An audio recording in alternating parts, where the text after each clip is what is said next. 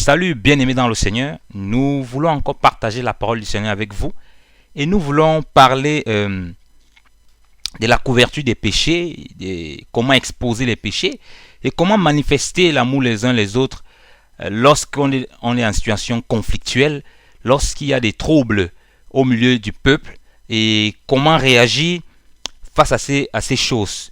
Vous savez, nous vivons des temps très difficiles où il y a beaucoup de confusion et on oublie parfois en tant qu'enfant de Dieu, on oublie principalement que c'est l'amour qui est produit par le Saint-Esprit, par l'amour charnel, qui est le socle de notre foi.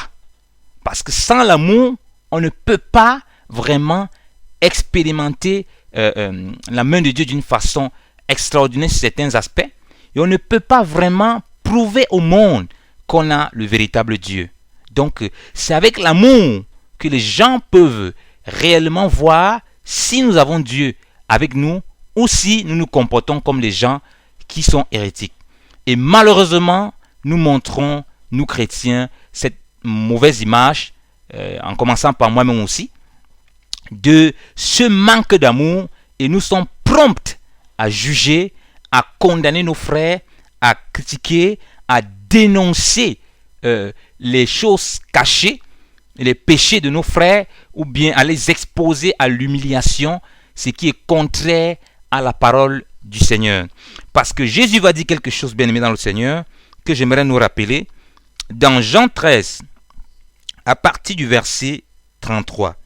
Mes petits enfants, je suis encore pour un peu de temps avec vous, vous me chercherez, mais comme je l'ai dit aux Juifs, que là où je vais, ils n'y pouvaient venir, je vous le dis aussi maintenant. Je vous donne un nouveau commandement, que vous vous aimiez les uns les autres. Et que comme je vous ai aimé, vous vous aimiez aussi l'un l'autre. En ceci, tous connaîtront que vous êtes mes disciples, si vous avez de l'amour l'un pour l'autre. Amen. Bien-aimés dans le Seigneur ici, il nous dit que voilà un nouveau commandement qu'il nous donne. Voilà un nouveau commandement. C'est que comme lui nous a aimés, comme il a aimé ses disciples, il aimerait qu'eux-mêmes ils demeurent dans cet amour. Comment demeurer dans cet amour tout en étant dans la vérité? C'est ça qui est parfois difficile. Il y a des personnes qui ont véritablement la vérité, mais ils ne demeurent pas dans l'amour. Ils ne le font pas avec amour. Et au contraire, ça fait plus de dégâts, plus de blessures et beaucoup de scandales. Et ça, c'est pas bien. Il y a des personnes donc qui ont l'amour et qui n'ont pas la vérité. Et ça fait aussi plus de dégâts parce que leur amour n'est pas vrai. Donc il faut concilier l'amour produit par le Saint-Esprit et la vérité qu'il faut dire parce que l'amour est vrai. Quand on aime, on ne cache pas la vérité. Quand on aime, on dit ce qu'on pense, mais tout en respectant des règles de bienséance, tout en évitant de pointer les gens du doigt, tout en évitant d'exposer les gens du doigt. Parce que maintenant, le fait qu'il y ait beaucoup de scandales au milieu du chrétien, il y ait des pasteurs impudiques et des pasteurs fornicateurs, ça pousse certaines personnes à oublier la notion de l'amour et être promptes à juger. Bien-aimés dans le Seigneur, on ne peut pas parler d'amour si on ne parle pas des sacrifices de Christ. Parce que Dieu nous a démontré son amour, la Bible dit, dans Romains 5, il nous a prouvé son amour dans Romains 5, 8, lorsque nous étions encore pécheurs, Christ est mort pour nous. Dieu ne nous a pas dénoncés. Ce qu'il a fait, c'est nous prouver son amour en sacrifiant son Fils pour que nous soyons sauvés. Donc vous voyez, l'attitude pour manifester l'amour, pour révéler l'amour envers les uns les autres, se pose lorsqu'on a vécu des offenses, lorsqu'on a vécu des blessures, de se rappeler que Christ a payé alors que nous, on avait déjà offensé Dieu. Il n'a pas attendu un retour de notre part. Donc, pour manifester l'amour, frère bien-aimé dans le Seigneur, tu n'as pas à attendre que quelqu'un vienne te présenter des excuses, que quelqu'un vienne se repentir auprès de toi, que quelqu'un fasse une action pour te plaire, pour lui accorder ton pardon et pour lui manifester ton amour. Pour faire du bien à quelqu'un, pour aider quelqu'un. La parole de Dieu dit que fais du bien même à ton ennemi. De s'abstenir de toute apparence de mal. Donc, on ne peut pas parler d'amour, frère bien-aimé dans le Seigneur, si on transgresse ces choses-là. On ne peut pas parler d'amour si on n'est pas capable de couvrir les fautes et les péchés de nos frères afin que Dieu leur accorde la repentance. Vous comprenez, bien-aimé? C'est le point que je vais toucher. L'amour surtout dans le fait de couvrir les fautes les uns des autres et non de les exposer et de les humilier. Parce que nous sommes des hommes faibles. Et malheureusement, ça ne se voit pas beaucoup de nos jours. Les chrétiens, aujourd'hui, c'est vrai, il y a des faux pasteurs, il y a des faux frères, il y a des faux ceci. Il ne s'agit pas, frère, de les humilier. Il ne s'agit pas, frère, de les mettre en honte devant les gens. Mais de prier et de faire et d'aider en sorte que le Seigneur puisse les délivrer, les accorder la repentance. Et ça, en couvrant leurs fautes et non en les exposant. Surtout si on sait qu'ils sont les enfants de Dieu. La Bible demande de reprendre ceux qui pêchent publiquement, mais ceux qui ont commis un péché public.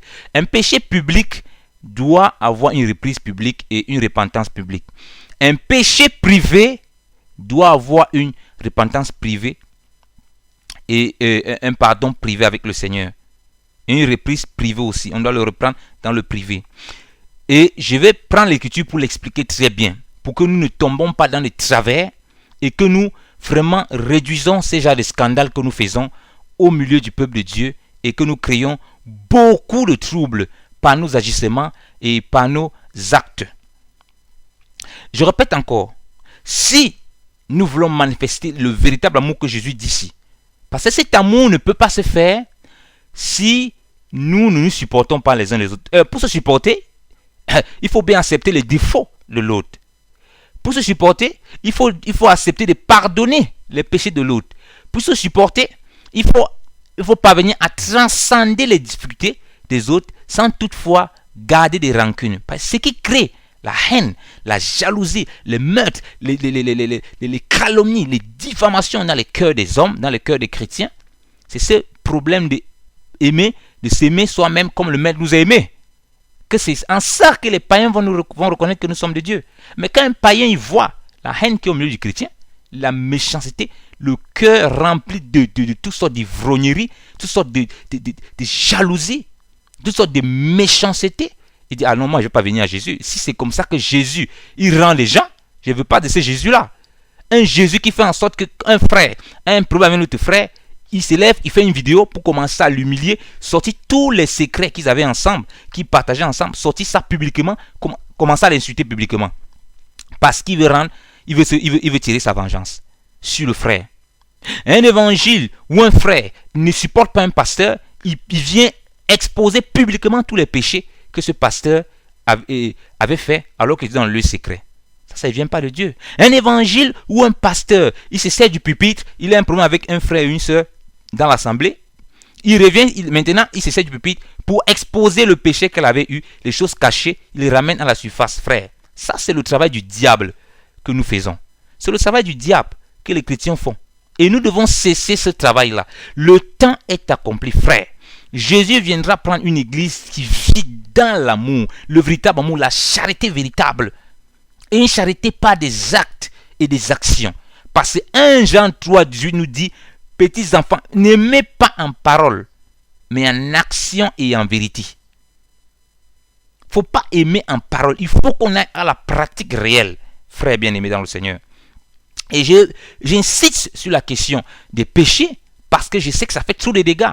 J'ai reçu beaucoup de confessions des chrétiens qui ont été abusés, parce qu'ils ont confié une de leurs faiblesses, une de leurs difficultés dans l'assemblée. Et le lendemain, ça s'est répandu dans toute l'assemblée. Ils sont humiliés. Ils ont confié un problème au pasteur ou un frère dans l'assemblée. Le pasteur lui-même, il prend ça, un jour il a un problème, il expose ça au pupitre. Il expose ça comme ça lorsqu'il prêche. Il a une situation avec un frère.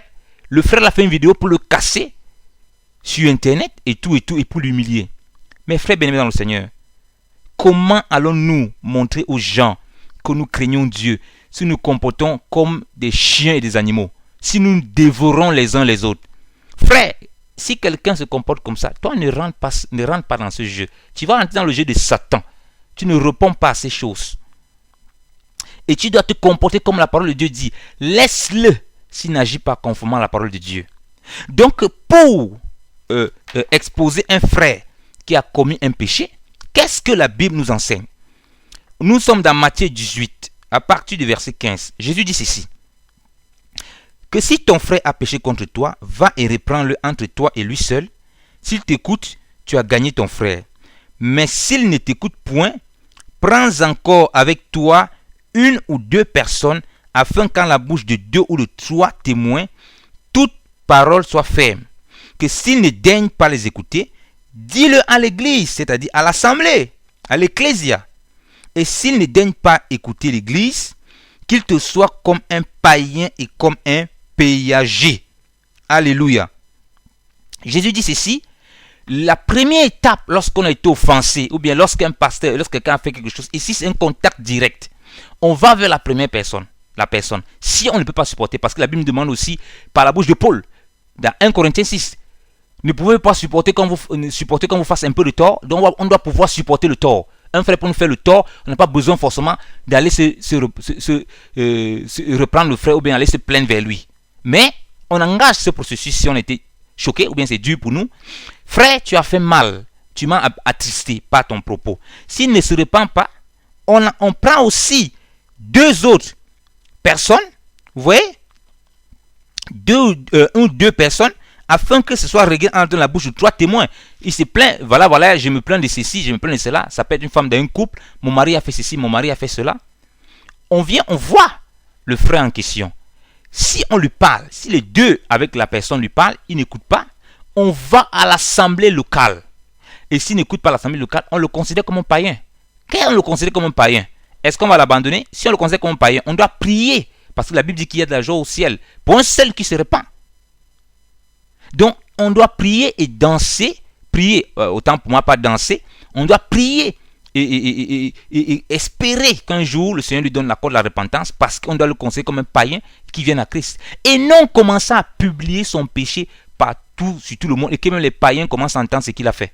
Non, frère bien-aimé dans le Seigneur, ça ce n'est pas l'œuvre de Dieu.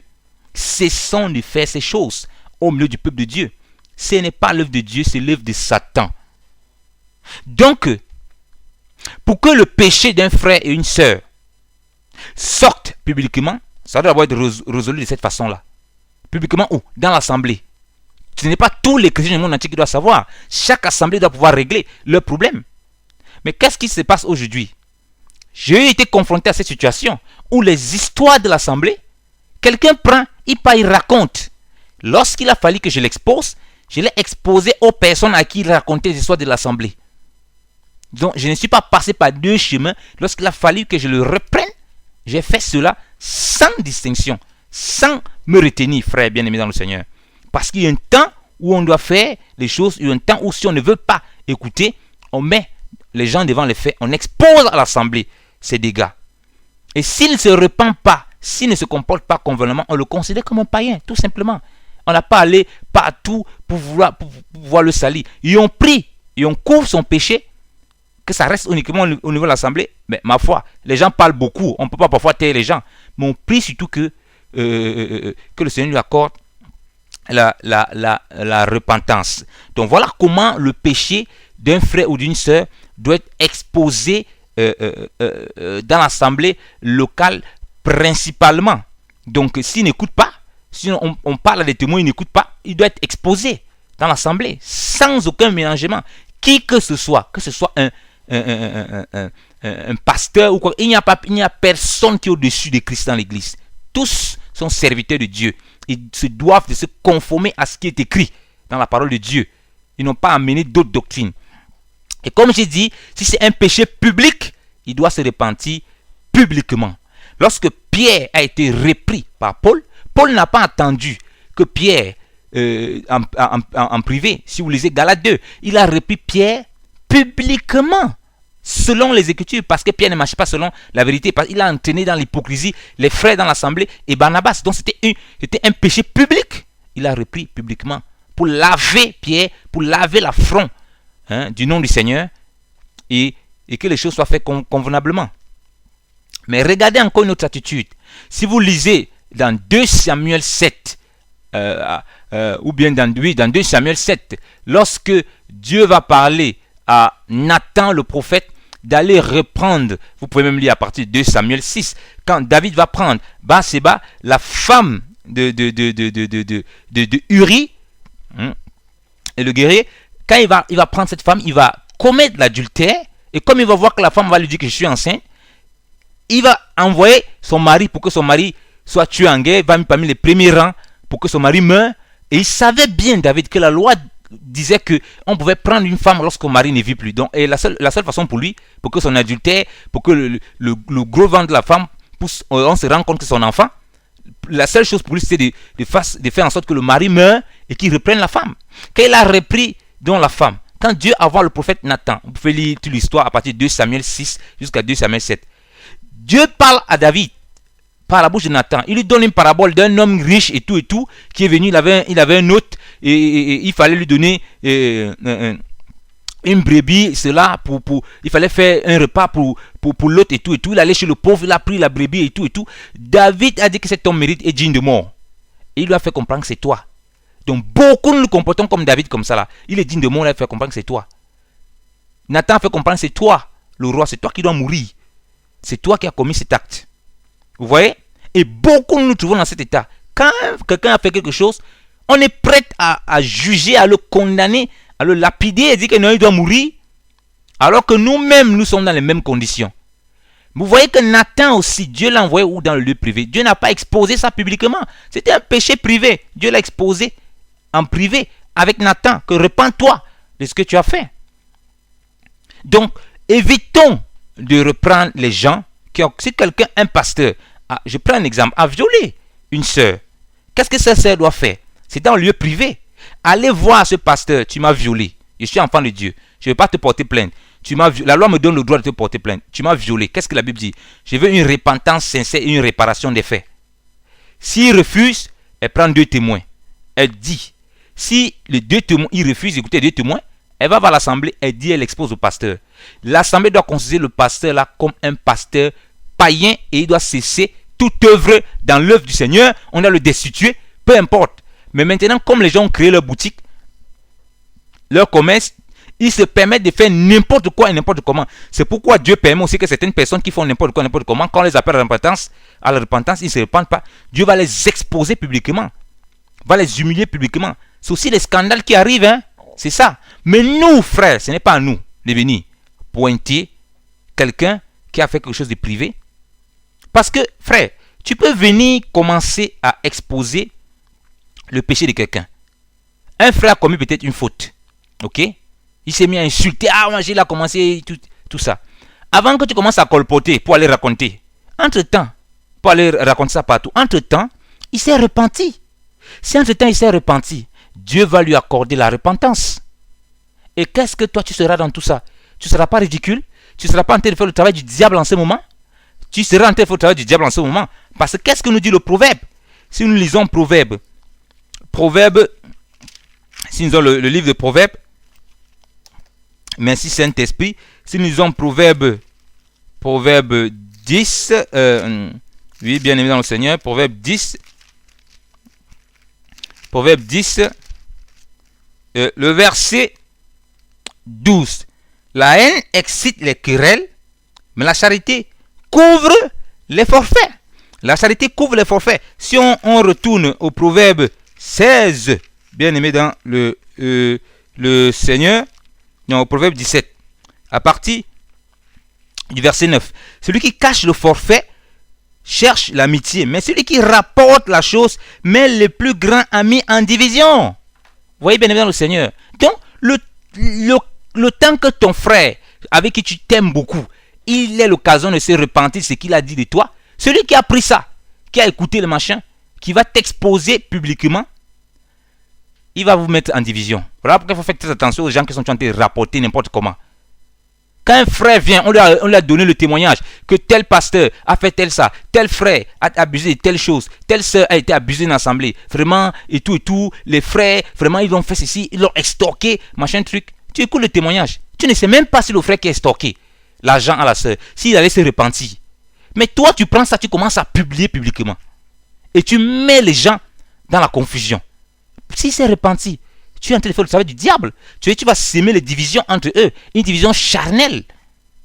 Donc voilà pourquoi pour tout péché, pour tout mal qu'on reçoit, pour toute offense, la première chose, c'est de couvrir les fautes par la charité, par l'amour et de pousser les gens à la repentance. La Bible nous dit par la bouche de Pierre, le Seigneur ne retarde point sa promesse en ce qui concerne son avènement, mais il use de patience afin que nous parvenons tous à la repentance.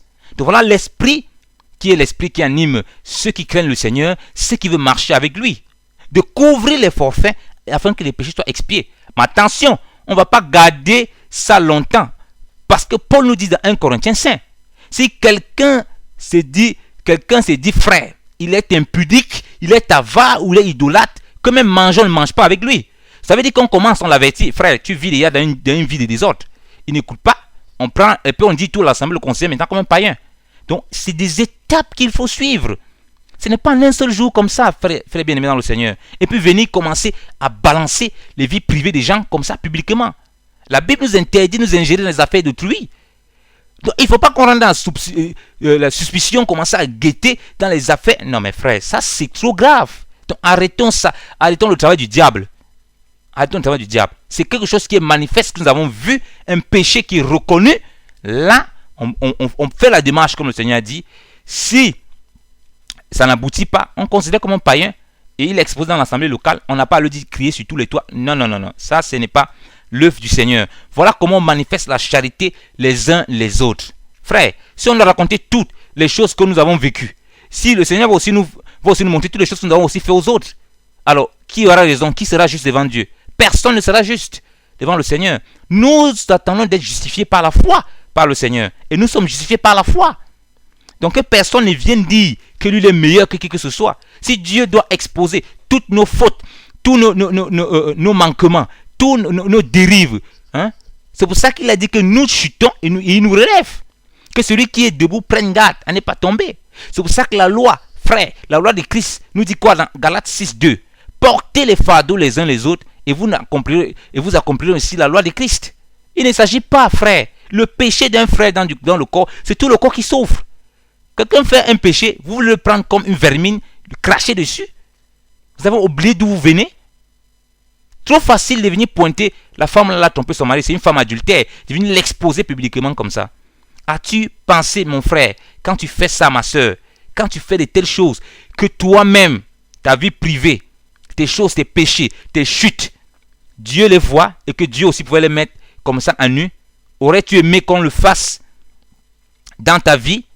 Tu n'aurais pas aimé ça. Donc ne fais pas ça aux autres. Donc arrêtons ce travail qui est que le travail de Satan.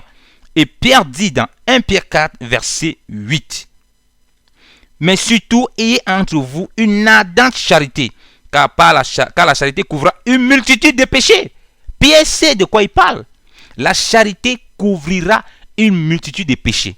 Sous la loi, les péchés n'étaient pas expiés. Les péchés étaient couverts parce que le Messie n'était pas encore venu. Dieu reprend ce même principe de couverture sous la loi. Ça veut dire que la couverture sous la loi, c'était la couverture de la charité que nous devons avoir en Jésus-Christ. C'est la portée prophétique de la couverture du péché sous la loi. Maintenant, nous couvrons, nous les uns les autres, nous couvrons. Pourquoi? On a espoir, comme le péché est couvert, la personne, Dieu va expier son péché, va le nettoyer, va le restaurer. Maintenant, si cette personne persévère dans son péché, elle se met elle-même en danger, son péché risque d'être exposé à cause de ce que les gens auront entendu, qui va détruire son témoignage. Mais ce n'est pas à nous, frères, d'aller humilier nos frères et sœurs avec les racontages. C'est servir de l'occasion que Dieu nous donne de parler de lui, de commencer à insulter les gens, de commencer à attaquer les vies privées des gens, de commencer à s'ingérer dans leurs affaires, de commencer à manquer de pardon comme ça. Non, frère, ce n'est pas convenable selon le Seigneur. Donc marchons selon les voies du Seigneur en justice et en vérité, bien-aimés dans le Seigneur. Donc la charité couvre la multitude des péchés, mais c'est seuls ceux qui sont sauvés en Jésus-Christ qui doivent pouvoir manifester ça, frère. Donc, mes frères, que personne ne pense qu'il est mieux, il est meilleur que qui que ce soit devant le Seigneur. Il attend d'être justifié par la foi. Nous attendons le Seigneur, et c'est par la foi, bien-aimés, que nous savons que nous pouvons avoir accès à son royaume. Et qu'est-ce que dit Jacques? Qu'est-ce que dit Jacques, bien-aimé dans le Seigneur? Jacques 5. Qu'est-ce que dit Jacques 5? Jacques 5. À partir du verset 20. À partir du verset 19. Mes frères, si quelqu'un d'entre vous s'égare de la vérité et que quelqu'un l'y ramène, qu'il sache que celui qui aura ramené un pécheur de son égarement sauvera une âme de la mort et couvrira une multitude de péchés. Quand tu sauves une âme de la mort, frère, tu couvres les péchés. Ça veut dire que tu permets déjà que le Seigneur puisse, par cela, quand tu ramènes un frère dans le droit chemin, donc le but donc de reprendre, ce n'est pas de faire en sorte que les gens aient honte, ils n'exercent plus le ministère. Beaucoup de personnes exposent les péchés de certains prédicateurs. Celui-là, il a divorcé ses maris 7 fois. Vous ne voulez plus l'écouter, c'est un faux pasteur. Est-ce que tu le ramènes à Christ? Tu le casses, tu l'éloignes même de Christ. Il ne pourra même parler du Seigneur. Le but, c'est que les gens soient gagnés à Christ ou bien que les gens ils soient détruits. Non. Tel pasteur, il a violé 6 femmes dans ses baignoires. Il a fait ça. Frère, tu viens exposer sa vie publique, sa vie privée en public. Dieu t'a donné ce droit? Dieu n'a donné ce droit à aucune personne. À aucune personne, Dieu n'a donné ce droit. C'est le travail de Satan. Comme on a lu dans Proverbe 17 là. Ce sont ceux qui rapportent, qui viennent rappeler les péchés dans leur discours. Frère, les fautes qui les rapportent, qui les rappellent. C'est eux qui mettent la division entre les amis au lieu de couvrir les forfaits. Jésus, qu'est-ce qu'il a fait à la femme samaritaine? Il était seul avec la femme samaritaine. Dans Jean 4. Il va lui dire, va appeler ton mari. Il va dire que non, je n'ai pas de mari, que oui, je sais. Celui-là, ce n'est pas ton mari. Tu as eu 5 hommes avant, ce n'était pas tes maris. Mais celui-là, même celui-là, ce n'est pas ton mari. Vous voyez, il a causé des seuls avec la femme-là. Est-ce qu'il allait raconter partout ses péchés, que la femme vivait comme ça? Non, Jésus n'a pas fait cela. Quand Jésus reprenait même les pharisiens, il n'entrait pas dans le péché privé. Vous ne pouvez pas montrer où Jésus a cité le nom d'un pharisien. Il a dit, voilà la vie que tu mènes, machin, truc et tout. Absolument pas. Il sait que ça, c'est le domaine exclusif de Dieu. Et que nous devons couvrir et prier avec insistance que Dieu, de son côté, expie le péché. Et même lorsque nous reprenons et nous dénonçons les dérives doctrinales, nous devons faire attention de ne pas toucher l'intimité, même si quand on reprend toujours, c'est vrai, ça peut choquer, ça peut blesser, mais ma foi, il faut concilier l'amour et la vérité, et le dire de façon claire et précise, sans toutefois, bien aimé, exposer le péché, des choses privées dans les vies des gens bien aimés dans le Seigneur. Et je vais encore vous reprendre le 1 Pierre 4 qui nous dit ceci, à partir du verset 15, que nul ne souffre comme meurtrier ou larron ou malfaiteur ou curieux des affaires d'autrui. Mais si quelqu'un souffre comme chrétien, qu'il n'ait point de honte, mais qu'il glorifie Dieu cela.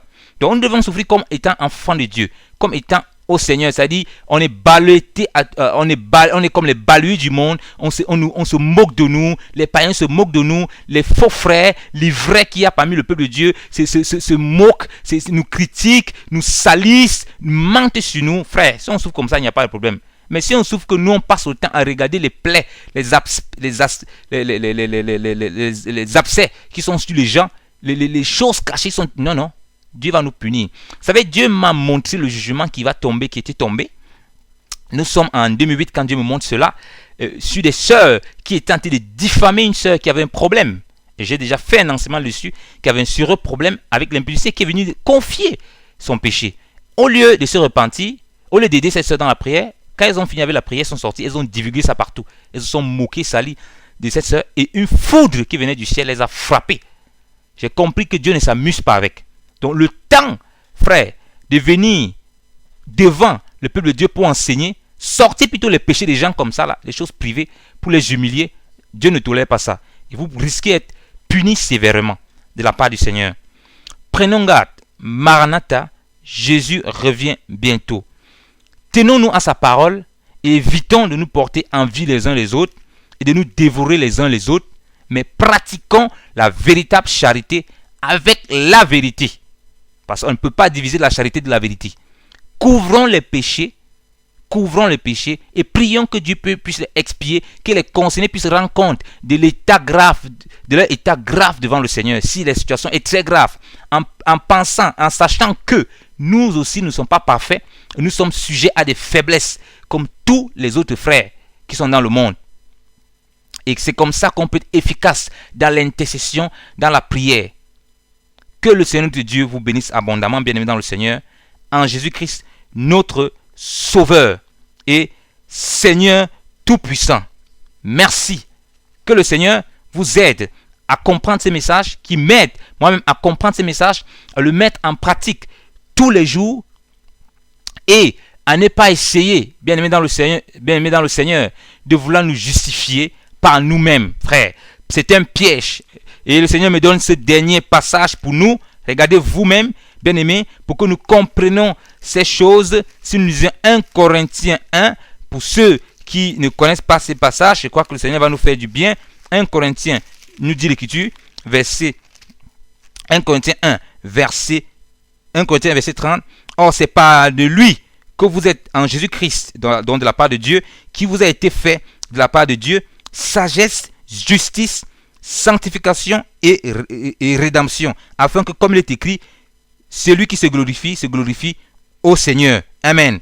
Vous voyez, c'est par Jésus-Christ, de la part de Dieu, Jésus-Christ nous a été fait justification, donc justification, sanctification, justice, sagesse et rédemption. Voilà pourquoi on n'a pas à se justifier constamment de nos péchés, machin, truc. On doit aller à la repentance, reconnaître. Voilà pourquoi on ne doit pas se permettre de pointer les vies privées des personnes. C'est vrai, il y a des choses qu'il faut dénoncer. La Bible demande de dénoncer les œuvres des ténèbres, mais pas toutefois en s'attaquant trop aux vies privées des gens ou bien en voulant exposer des choses privées des personnes, bien aimées dans le Seigneur.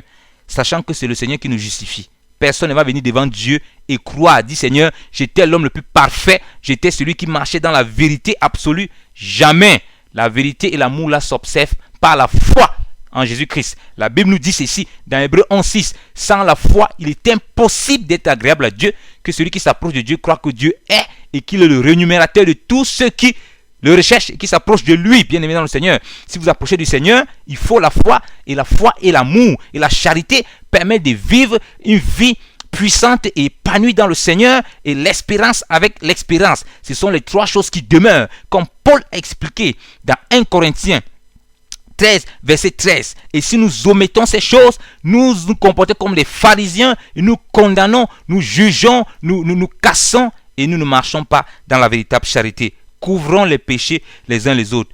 Frères bien-aimés dans le Seigneur, et prions que le Seigneur puisse nous aider à expier. Nous, le Seigneur, autant pour moi, puisse nous expier ces péchés, tant pour nos familles, tant pour nos frères. Pensons toujours que si nous faisons ce que nous faisons à quelqu'un, est-ce que nous aimons qu'on nous fasse ça? Ayons toujours ceci dans la tête, à Matthieu 7, 12. Ce que vous voulez qu'on vous fasse, faites de même aussi aux autres. Ce que vous ne, donc, ça veut dire ce que vous ne voulez pas qu'on vous fasse, ne le faites pas aussi aux autres. Donc, que le Seigneur de Dieu nous aide à marcher dans ces choses, à les mettre en pratique réellement. La Bible ne doit pas rester un roman. Elle doit rester vraiment un livre spirituel pour nous, en vue de nous éduquer dans notre vie de tous les jours. Au nom de Jésus-Christ, bien-aimé dans le Seigneur, soyez en paix, soyez renouvelés. Prions le Seigneur, que le Seigneur continue à nous donner la force d'avancer. Je sais que ce n'est pas facile. Je sais que des gens vivent des situations très très difficiles. Nous tous, frères bien-aimés, nous vivons des situations difficiles parfois avec des personnes. Il y a parfois du mal. On a parfois du mal à expier ça, pas expier autant pour moi, à couvrir, à pardonner ou bien à se libérer de certaines choses. Le Seigneur nous donne la force d'avancer, d'aller de l'avant et de continuer à aller avec lui. Que le Seigneur Dieu vous bénisse abondamment. Au nom puissant de Jésus-Christ. Amen.